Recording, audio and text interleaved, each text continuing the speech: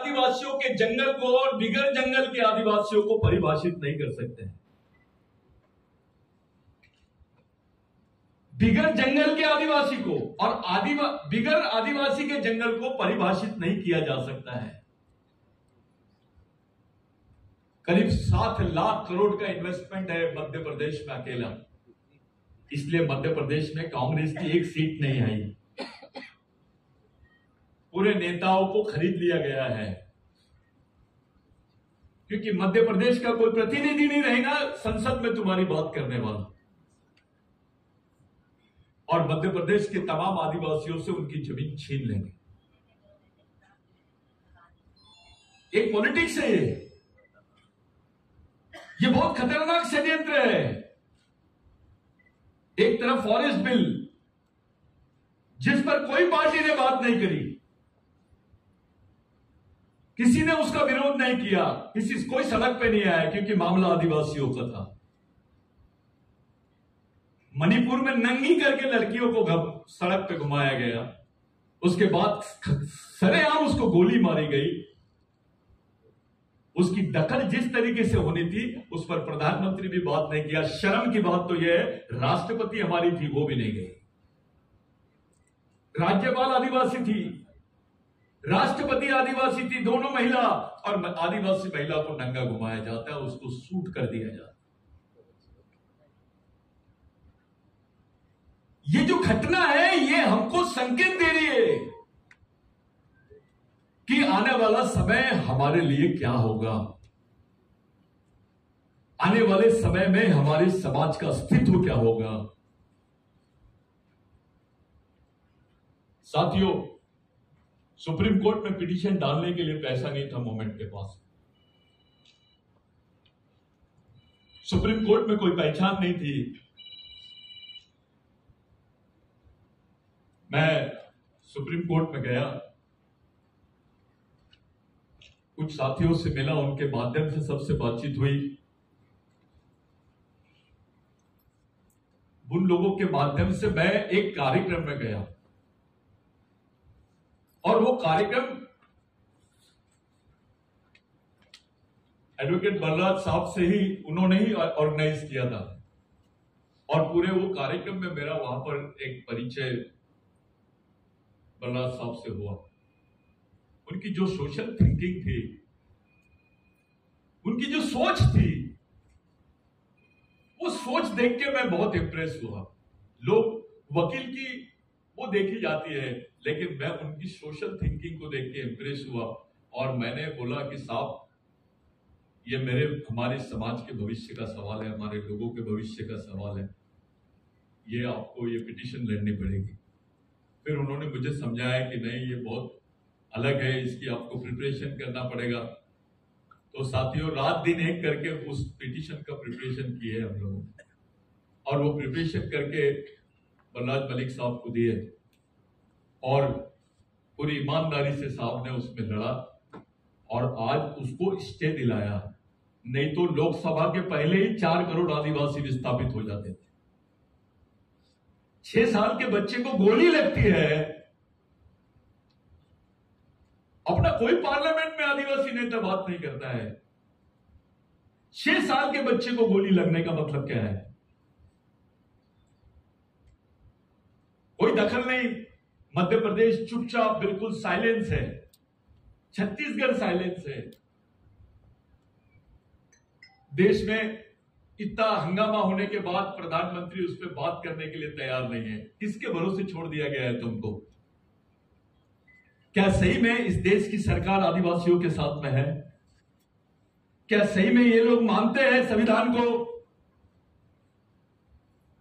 ये जो सरकार है चंद पूंजीपतियों के हाथ में एक खिलौना बन गई है, और पूंजीपतियों के पास में तुम्हारे धर्म, तुम्हारी जात गिरवी रहती है, तुम्हारी पार्टियां गिरवी रहती है, तुम्हारे नेता गिरवी रहते हैं।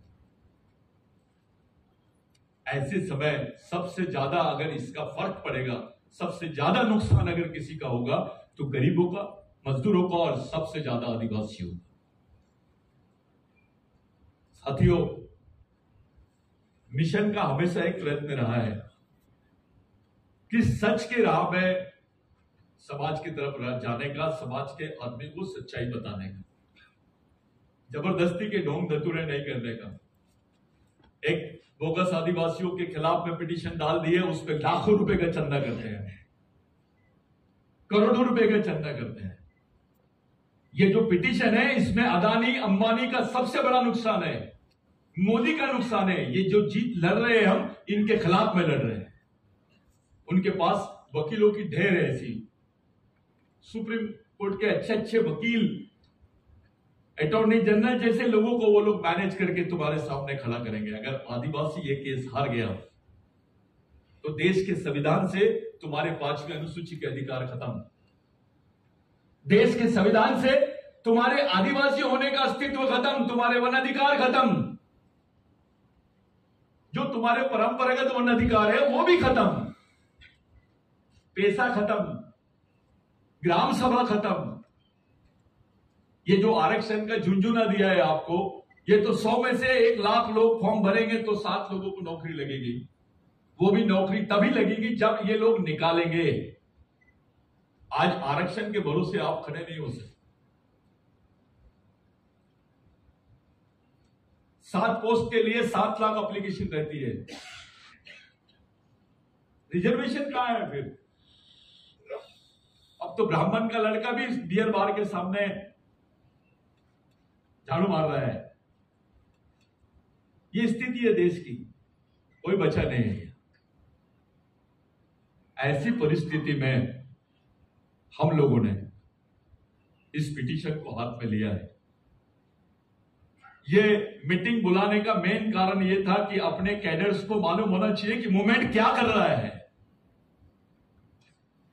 मूवमेंट कौन सी बात कर रहा है। मैंने डॉक्यूमेंट्री फिल्म बनाया, मेरे खिलाफ में इन्होंने छत्तीसगढ़ में एफआईआर दर्ज करे। जो फॉरेस्ट पे, आ जाइए ऊपर चलो, जो फॉरेस्ट पे डॉक्यूमेंट्री फिल्म बनी है, जो फॉरेस्ट बिल पे हम लोगों ने डॉक्यूमेंट्री फिल्म बनाया है, उसको बैन कर दिया है। छत्तीसगढ़ से शुरू हुआ है, अब महाराष्ट्र में तो दिखाने की परमिशन नहीं दे रहे। हम अपना दुख भी नहीं रख सकते सामने, हम अपनी बात भी नहीं रख सकते सामने। साथियों, ऐसे परिस्थिति में हमने बलराज मलिक साहब को आपके बीच में लाया ताकि आप समझ लें कि देश में क्या चल रहा है, आपकी पिटीशन कौन से स्टेज पर है, आपके अधिकार कौन से स्टेज पे। मैंने पहला शब्द बोला, अब तक के आदिवासियों की सबसे बड़ी संवैधानिक लड़ाई है ये, उनके अधिकारों की लड़ाई है। एक बार जंगल से आदिवासियों का अस्तित्व खत्म हो जाएगा, उसके बाद डिफाइन नहीं होगा आदिवासी, ना इंडिया में ना यूएन में। हम लोगों ने इंटरनेशनल कॉन्फ्रेंस किया था, तब भी आपको मैंने ये बात बताई थी। सब लोगों को मालूम था कि इंटरनेशनल कॉन्फ्रेंस का क्या हुआ। आज विश्व के 7 देशों ने भारत के आदिवासियों का समर्थन किया है। यह बिरसा ब्रिगेड का काम है। जिस मोमेंट में आप लोग रात दिन काम करते हो, उसकी देन है ये कि आज 7 देशों के लोग तुम्हारा समर्थन कर रहे हैं।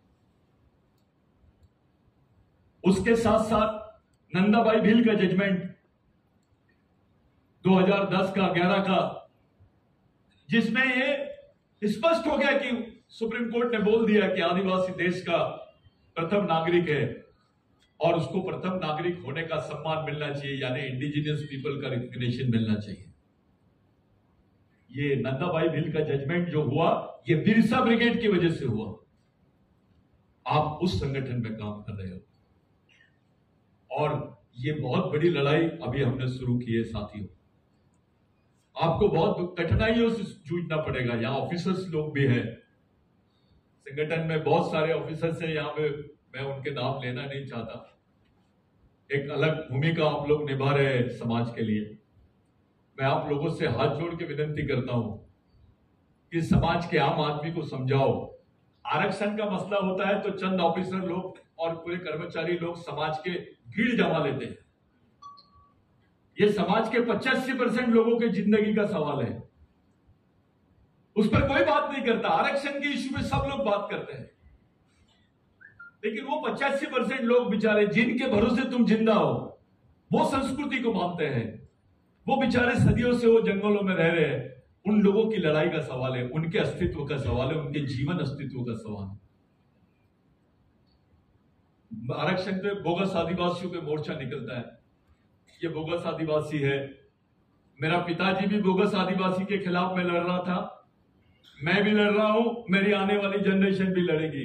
ये समस्या दिन ब दिन हल करने के बजाय और गठित होती चली जा रही है, जटिल होती चली जा रही है। महाराष्ट्र की गवर्नमेंट ने तो खुलेआम प्रोटेक्शन दे दिया, तब किसी मंत्री ने इस्तीफा नहीं दिया। कोई नालायक मंत्री सामने बोलता ही नहीं है,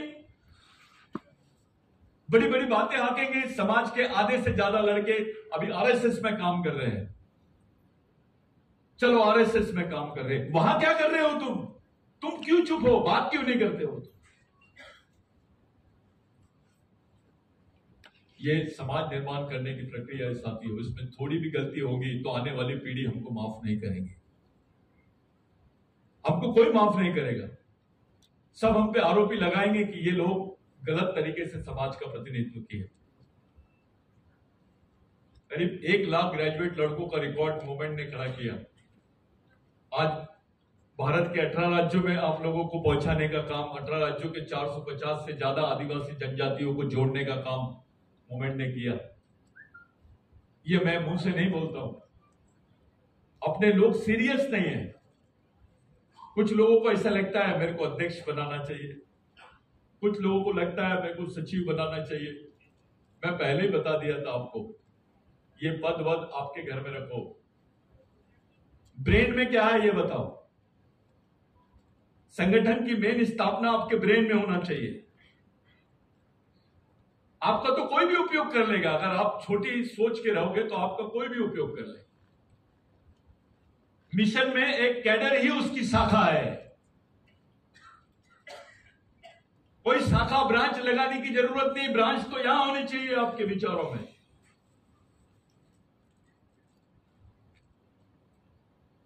वही काम करना है आपको, दिन ब दिन ब्रेन से तैयार करना है समाज को।